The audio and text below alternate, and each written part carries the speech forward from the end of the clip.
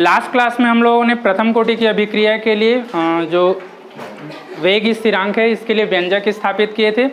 अब हम लोगों को प्रथम कोटि की अभिक्रिया के लिए अर्ध आयु काल ज्ञात करना है या उसके लिए समीकरण या व्यंजक स्थापित करना है। प्रथम कोटि की अभिक्रिया के लिए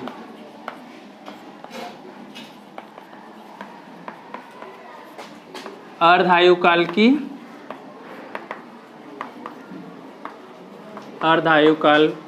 की गणना।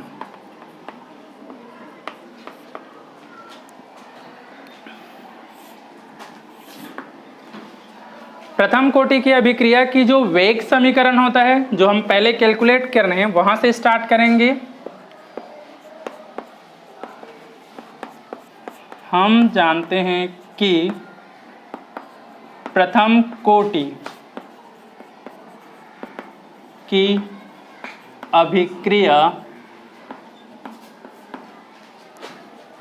का वेग स्थिरांक के बराबर 2.303 अपॉन टी इंटू लॉग 10 रहेगा यहाँ पर, और a अपॉन क्या होता है a माइनस 1। इसको हम लोग ले रहे हैं समीकरण 1। ये हम लोग पहले से कैलकुलेट कर चुके हैं लास्ट क्लास तक, ठीक है। अब हम लोगों को यहाँ पर t की वैल्यू निकालना है, तो t को हम यहाँ करेंगे और k को हम यहाँ करेंगे। तो यहाँ से t इक्वल टू अगर हम लोग निकालना चाहें या ज्ञात करना चाहें तो क्या होगा, t की वैल्यू k यहाँ पर आ जाएगा 2.303 अपॉन हो जाएगा k इंटू हो जाएगा log 10 a अपॉन क्या हो जाएगा a माइनस x हो जाएगा, ठीक है। इसको हम लोग ले रहे हैं समीकरण 2 ले रहे हैं। अब यहाँ से हम लोग क्या कर रहे हैं, समीकरण 2 में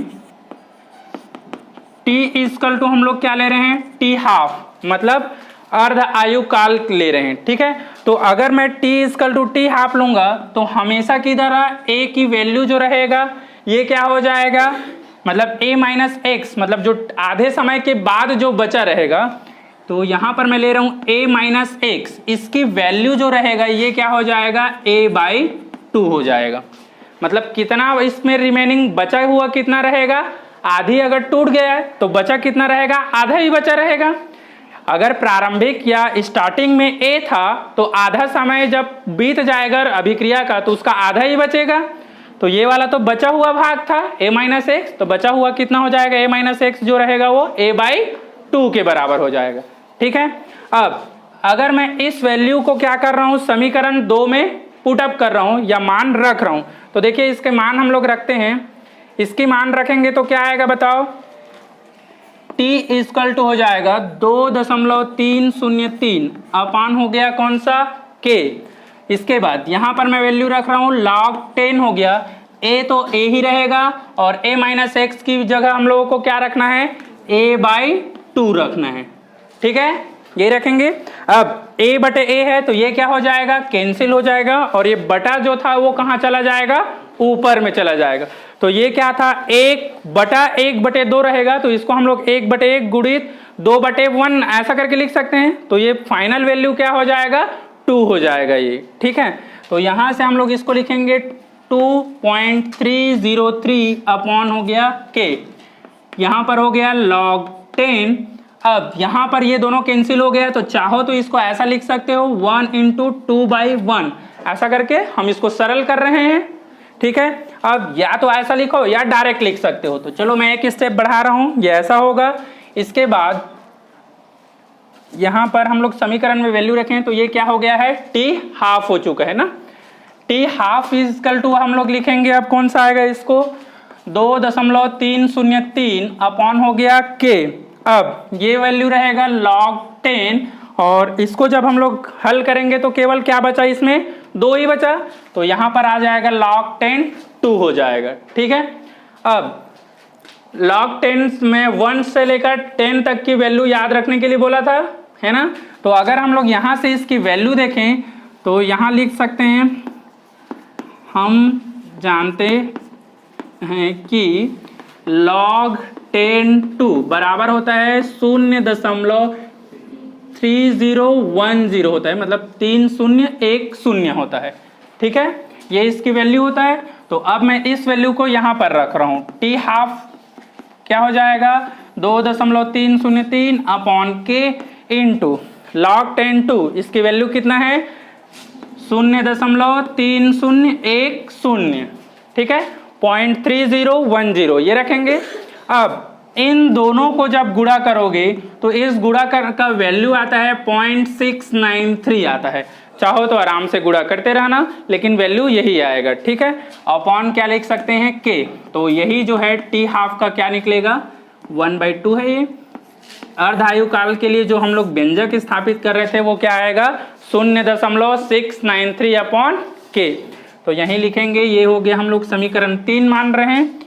यही अर्ध आयु काल के लिए अभीष्ट व्यंजक है। अब आगे एक लाइन और लिखेंगे, देखिए वो एक लाइन और क्या रहेगा।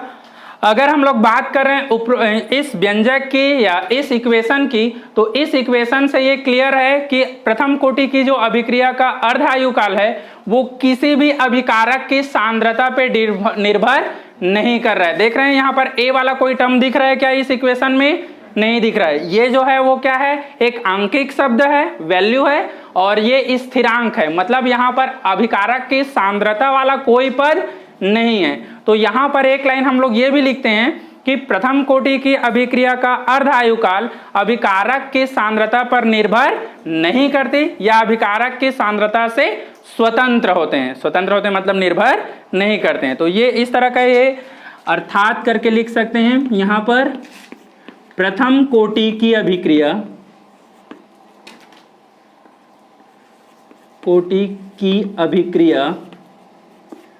का अर्ध आयु काल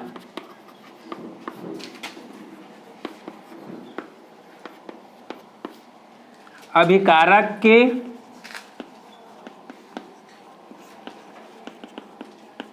सांद्रता पर निर्भर नहीं करता है। ये यहां तक के इसको कंप्लीट करेंगे। ठीक है, कभी कभी क्वेश्चन यही दे देता है, सिद्ध कीजिए कि प्रथम कोटि की अभिक्रिया का अर्ध आयु काल अभिकारक के सांद्रता पर निर्भर नहीं करता। तो ये लाइन लिखना पड़ेगा लास्ट में। ठीक है, इसलिए दोनों तरह के क्वेश्चन के लिए आंसर ये लिखेंगे। हेडिंग डालेंगे अभिक्रिया की वेग, अब लिख दर बोल रहे हैं, तथा वेग स्थिरांक में अंतर। नेक्स्ट हम लोगों को देखना है अभिक्रिया की वेग और वेग स्थिरांक में क्या अंतर होता है। ठीक है, तो एक हम लोग लिख रहे हैं वेग का टेबल बनाएंगे और दूसरा टेबल हम लोग बनाएंगे किसके लिए, वेग स्थिरांक का।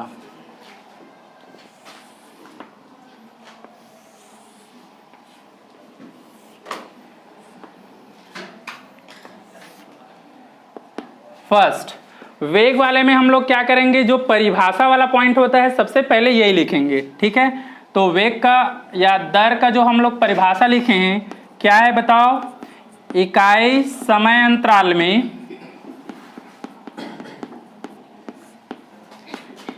अभिकारक की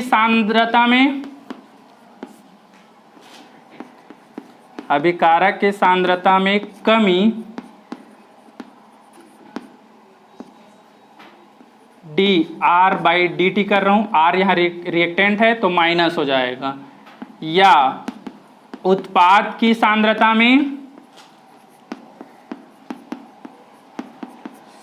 में वृद्धि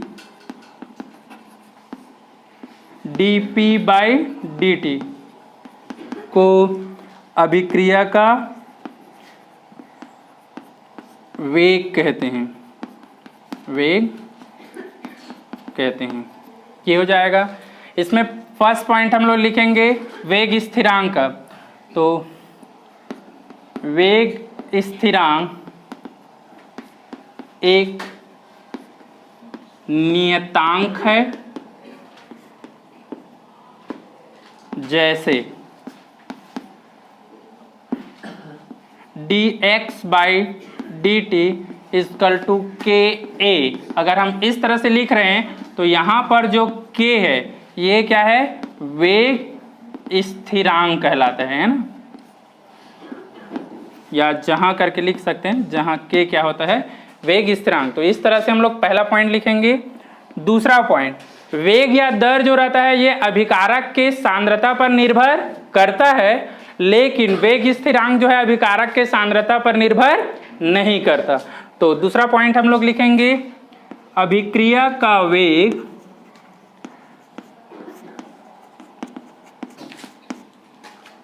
अभिकारक के सांद्रता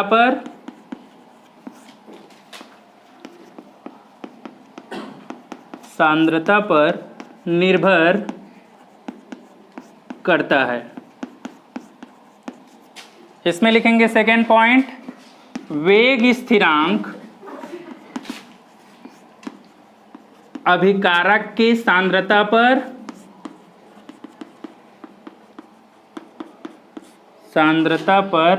निर्भर नहीं करता है।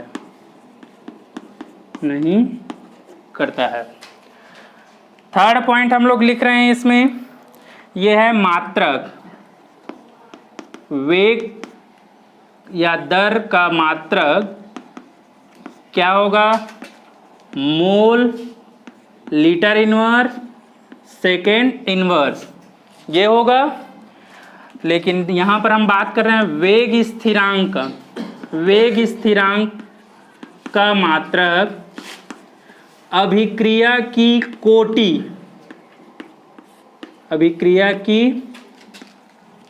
कोटि के अनुसार भिन्न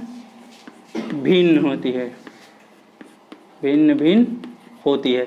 इसको हमने पहले ही कैलकुलेट करके रखे हैं। वेग स्थिरांक शून्य कोटि के लिए वेग स्थिरांक का मात्रक, प्रथम कोटि के लिए वेग स्थिरांक का मात्रक, द्वितीय कोटि के लिए वेग स्थिरांक का मात्रक, इस तरह से निकाले हैं हम लोग, याद होगा। तो उसमें अलग अलग मात्रक आ रहा था वेग स्थिरांक का, तो ये पॉइंट लिख रहे हैं, ठीक है। नेक्स्ट, ताप में वृद्धि से अभिक्रिया का वेग क्या होगा बताओ, अभिक्रिया का वेग दुगना हो जाता है ना, मतलब बढ़ जाता है या फिर तीव्र हो जाता है, ये लिखेंगे। यहां पर फोर्थ पॉइंट हम लोग लिखेंगे, ताप में वृद्धि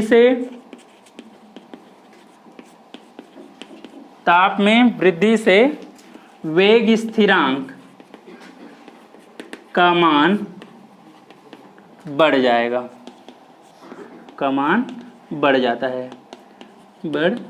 मतलब तापमान में वृद्धि से दोनों का मान बढ़ रहा है। वैसे भी हम लोग ये बोलते हैं अगर के स्थिरांक के मान अधिक है, इसका मतलब वो अभिक्रिया ही क्या हो रहा है, तीव्र गति से हो रहा है। हम लोग ये पहले ही बोलते हैं। तो देखो, अगर ताप बढ़ाएंगे तो अभिक्रिया का वेग बढ़ेगा, इसका मतलब वेग स्थिरांक का मान भी क्या होगा, वहां पर बढ़ेगा ही, ठीक है। एक पॉइंट हम लोग और लास्ट हम लोग लिखेंगे इसमें, जो अगर मतलब साम्यावस्था की बात करें तो साम्यावस्था में क्या होगा, अग्र अभिक्रिया का वेग और पश्च अभिक्रिया का वेग दोनों बराबर होगा। लेकिन अगर वेग स्थिरांक की बात कर रहे हैं तो वेग स्थिरांक में हम लोग क्या बताएंगे, अगर अग्र अभिक्रिया का वेग और पश्च अभिक्रिया के वेग का अनुपात निकालेंगे तो एक साम्य स्थिरांक अलग से आता है जिसको k लिखते हैं। तो k बराबर k1/k2 करते हैं। तो k1 जो रहेगा अग्र अभिक्रिया का है, k2 क्या है, पश्च अभिक्रिया। साम्य मतलब समझ रहे हो ना, ऐसा जैसे a से क्या हो रहा है, b चेंज हो रहा है, लेकिन b जो है वो किस में चेंज हो जा रहा है, फिर से a में चेंज हो रहा जा रहा है, ठीक है। तो अब यहां पर मैं बोला ये जो रिएक्शन है जो आगे जा रहा है ये क्या है, अग्र का है, पीछे जो आ रहा है ये क्या है, पश्च है। तो अब अगर मैं इसमें बोल रहा हूं कि अगर ये साम्यावस्था में बोल रहा हूं, मतलब जितना a से b में बन रहा है, चेंज हो रहा है, उतना ही b से क्या बन जा रहा है, a बन जा रहा है, ठीक है। मतलब मान के चल रहे हैं मेरे पास 10 ग्राम a था, तो 10 ग्राम a में से 5 ग्राम b में कन्वर्ट हुआ, तो जो पहले से b बना हुआ था वो 5 ग्राम b किस में चेंज हो गया, ए में, तो मेरे पास ए फिर से कितना हो गया 10 ग्राम ही हो गया, 5 इधर चेंज हुआ, लेकिन बी क्या है फिर से ए बना लिया 5। तो ये इस तरह के साम्यावस्था बोलते हैं। ठीक है, तो पांचवा पद हम इसको इसी का बोलेंगे, साम्यावस्था में अग्र अभिक्रिया का वेग पश्च अभिक्रिया के वेग के बराबर होता है।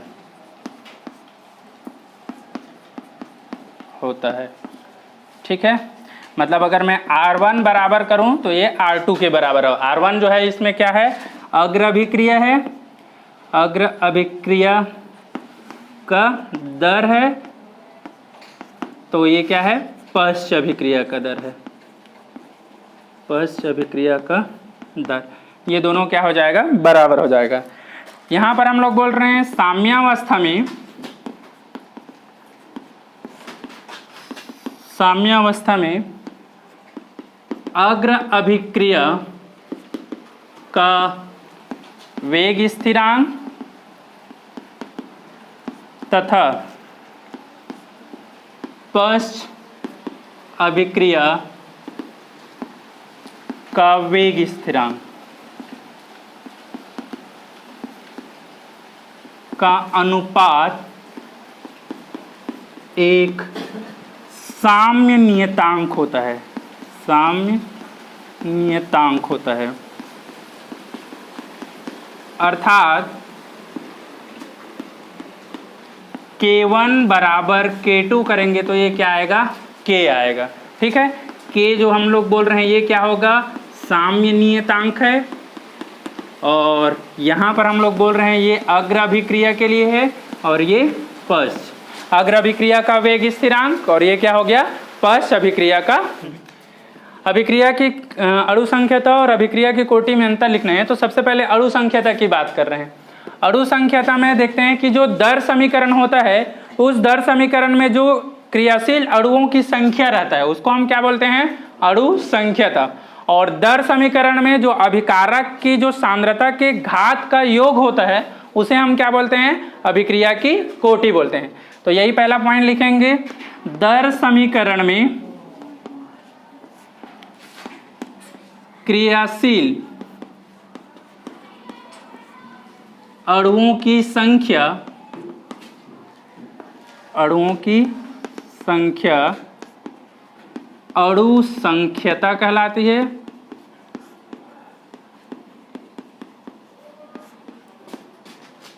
यहां लिखेंगे दर समीकरण में अभिकारक के सांद्रता के घातों का योगफल, घातों का योगफल क्या कहलाता है अभिक्रिया की कोटि कहलाते हैं। तो पहला जो है परिभाषा वाला ही लाइन लिखेंगे हम लोग। ठीक है, दूसरा अणु संख्यता जो है यह एक सैद्धांतिक पद है,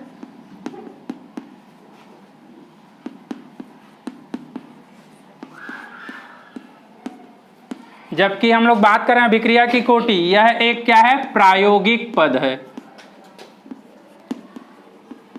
प्रायोगिक पद है, यह संख्या है। ठीक है, थर्ड अणु संख्यता कभी भी शून्य नहीं होता है। ठीक है, तो लिखेंगे यह कभी भी शून्य नहीं होता है। अभिक्रिया की कोटि शून्य हो सकती है, शून्य कोटि की अभिक्रिया है ना, तो यह शून्य भी हो सकता है, हो सकता है। यह हमेशा पूर्णांक होता है, पूर्ण अंक होता है। अभिक्रिया की जो अणु संख्यता होता है पूर्णांक होता है, और यहाँ लिख सकते हैं यह प्रभाज भी हो सकता है। प्रभाज मतलब भिन्न बोल रहे हैं ना, भिन्न भी हो सकता है, हो सकता है। जैसे मैंने बात किया था 1.5 अभिक्रिया की कोटि निकाले थे और 2.5 अभिक्रिया की कोटि निकाले थे, तो ये हो जाएगा। नेक्स्ट 5th पॉइंट हम लोग लिखेंगे इसमें, यह किसी विशेष पद पर निर्भर करता है जिससे दर वेग ज्ञात किया जाता है, ज्ञात किया जाता है।